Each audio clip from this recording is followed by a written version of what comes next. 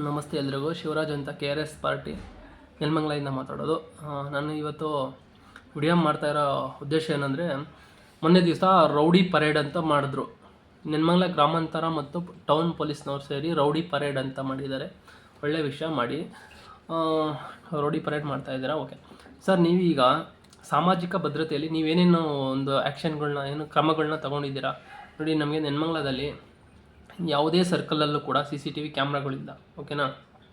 ಪ್ರತಿ ಸಲ ಕ್ರೈಮ್ ಆದಾಗೂ ಪೊಲೀಸ್ನವ್ರು ಹೋಗಿ ಅಂಗಡಿಗಳು, ಜ್ಯುವೆಲರ್ ಶಾಪ್ ಅವ್ರನ್ನ CCTV ಫುಟೇಜ್ ಕೇಳ್ತಾರೆ. ಅದು ನೀವು ಹಾಕ್ಸ್ಕೋಬೇಕು. ನಿಮ್ಮ ಕೈಲಿ ಹಾಕ್ಸ್ಕೊಳ್ಳೋದಕ್ಕಾಗಲ್ವಾ? ಒಂದು ಸರ್. ಎರಡನೇ ವಿಚಾರ, ಎಲ್ಲ ಪೊಲೀಸರು ಗಾಡಿಗಳು ಡಾಕ್ಯುಮೆಂಟ್ನ ಚೆಕ್ ಮಾಡ್ತಾರೆ. ಡಾಕ್ಯುಮೆಂಟ್ ಚೆಕ್ ಮಾಡುವಾಗ ಏನೆಂದರೆ ಮಿನಿಮಮ್ 6ರಿಂದ 7 ಜನ ಇರ್ತಾರೆ. ಅದೇ ಒಂದು ಟ್ರಾಫಿಕ್ ಆದಾಗ ಒಬ್ಬರೇ ಪೊಲೀಸ್ ಇರ್ತಾರೆ. ಟ್ರಾಫಿಕ್ ಬೇಗ ಕಂಟ್ರೋಲ್ ಮಾಡಲ್ಲ, ಫುಲ್ಲು ಜಾಮ್ ಆಗಿರುತ್ತೆ.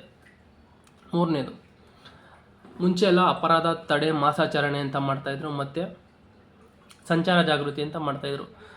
ಈಗ ಆ ಥರ ಯಾವುದೇ ಒಂದು ಅಭಿಯಾನ ಕೂಡ ಮಾಡ್ತಾಯಿಲ್ಲ. ಬೀಟ್ ಪೊಲೀಸರು ಗ್ರಾಮಾಂತರ ಪ್ರದೇಶಗಳಲ್ಲಿ ಬೀಟ್ ಪೊಲೀಸರು ಹೋಗ್ತಾನೆ ಇಲ್ಲ. ಹೋಗಿ ಕೇಳಿಬೇಕಾದ್ರೆ ಗ್ರಾಮಾಂತರ ಪ್ರದೇಶಗಳಲ್ಲಿ ಬೀಟ್ ಪೊಲೀಸ್ ಏನಂದರೆ ಏನೂ ಗೊತ್ತಿಲ್ಲ. ಇದೊಂದಾಯ್ತಾ? ಬೀಟ್ ಪೊಲೀಸ್ ಮುಗೀತು. ಮತ್ತು ಇನ್ನೊಂದೇನೆಂದರೆ, ಮನೆಗೂ ಪೊಲೀಸಿಂಗು. ಯಾವುದೇ ಊರುಗಳಲ್ಲಾದರೂ ಆಗಲಿ ಪೊಲೀಸ್ನವರು ಮನೆಗೂ ಹೋಗಿ ಈ ಥರ ಏನಾದರೂ ನಿಮಗೆ ಪ್ರಾಬ್ಲಮ್ ಆದರೆ, ಗಲಾಟೆ ಆದರೆ, ಇಲ್ಲ ನಮ್ಮ ಮನೆಯಲ್ಲಿ ಏನಾದರೂ ತೊಂದರೆ ಆದರೆ ಮೊದಲು ಯಾರಿಗೆ ಇನ್ಫಾರ್ಮ್ ಮಾಡಬೇಕು, ಇದ್ರ ಬಗ್ಗೆ ಎಲ್ಲ ಮನೆಗೂ ಪೊಲೀಸಿಂಗ್ ಮಾಡ್ತಾಯಿದ್ರು ಮುಂಚೆ. ಆದರೆ ಇವಾಗ ಯಾವುದೇ ಆ ಥರ ಒಂದು ಕಾರ್ಯಕ್ರಮ ಮಾಡ್ತಾಯಿಲ್ಲ. ಆಮೇಲೆ ಇನ್ನೊಂದು ಏನಂದರೆ, ಇಂಪಾರ್ಟೆಂಟ್ ವಿಷಯ ಏನಂದರೆ ಸರ್, ಎಲ್ಲ ಕಾಣೆ ಆಗಿರೋ ಕೇಸ್ಗಳಲ್ಲೂ ಕೂಡ ಇವರು, ನಾನು ನೋಡ್ದಂಗೆ ಎಲ್ಲ FIR ಅಲ್ಲೂ ಕೂಡ ಏನಂತ ಇದೆ ಅಂದರೆ, ಈ ಕಾಣೆಯಾಗಿರೋರ ಬಗ್ಗೆ ಯಾವುದೇ ಮಾಧ್ಯಮಗಳಲ್ಲಿ ತಿಳಿಸಬಾರದೆಂದು ಈ ಮೂಲಕ ಹೇಳಿರುತ್ತೇವೆ ಅಂತ ಎಲ್ಲ FIR ಅಲ್ಲೂ ಇದೆ. ಒಂದು FIR ಅಲ್ಲ, ಇಡೀ ಕಾಣೆಯಾಗಿರೋ ಎಲ್ಲ FIR ಜೊತೆಗೆ ಎಲ್ಲದರಲ್ಲೂ ಇದೆ ಸರ್.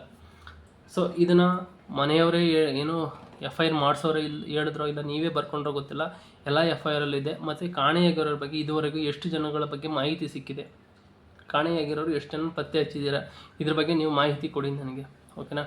ಅದಾಯಿತು. ಮತ್ತು ಇನ್ನೊಂದು ಏನಂದರೆ,